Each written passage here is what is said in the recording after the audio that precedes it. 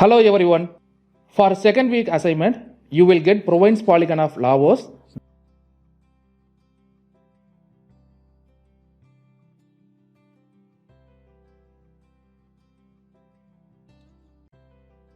That I have downloaded from QGIS website, and province-wise population of Laos,